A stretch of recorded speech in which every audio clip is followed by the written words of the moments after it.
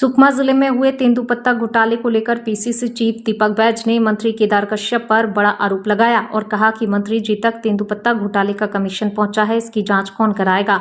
जबकि सरकार विरोधी नेताओं के ऊपर रेड की कार्रवाई करती है, ऐसे में मंत्री जी तक तेंदुपत्ता घोटाले का कमीशन पहुंचा है, इस बारे में मंत्री जी को जवाब देना चाहिए। साथ ही कहा कि बदले की भावना से सरकार पूर्व विधायक के घर में रेड की कार्रवाई की गई थी और गुनाहगारों को छोड़ा गया, इस बारे में सरकार ने कोई कार्रवाई नहीं की।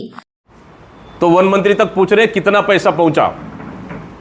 हमारा सीधा आरोप बताए केदार कश्यप जी कि 6 करोड़ में आपके पास कितना राशि पहुंचा है कमीशन का। और विरोधी नेताओं के ऊपर आप छापा डलवा रहे हैं। वही मनीष कुंजाम जी शिकायत करते हैं, उनके ऊपर छापा इसलिए कि जिला पंचायत चुनाव में कांग्रेस के साथ मिलकर अध्यक्ष और उपाध्यक्ष बनाए। सरकार खूब लालच देके थक गई, नहीं माने, इसलिए रेड कर रहे हैं। ये राजनीतिक बदले की भावना से रेड करना बंद करें। कहीं न कहीं इस 6 करोड़ का राशि का पैसा वन मंत्री तक भी पहुंचा, इसका जांच कौन करेगा। वहीं पीसीसी अध्यक्ष द्वारा लगाए गए आरोपों को लेकर वन मंत्री केदार कश्यप ने चुटकी ली और कहा दीपक बैज के पास अब बोलने के लिए कुछ बचा नहीं है। वे सरकार की छवि को धूमिल करने की कोशिश में लगे हुए हैं और अब सरकार द्वारा लगातार कार्रवाई कर दोषियों को सजा देने का काम कर रही है, तो इन्हें दुख हो रहा है। और अब उनके शासन में नकद देने की राशि को बंद कर दिया गया तो वे हड़बड़ा गए हैं।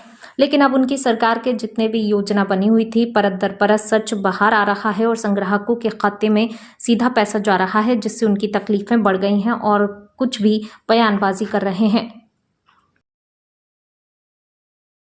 दीपक बैज के पास में कोई कार्य नहीं है और जो इसमें तेंदुपत्ता की जो राशि है उसको लेकर के जो भी दोषी हैं उनके ऊपर कार्रवाई प्रक्रियाधीन है।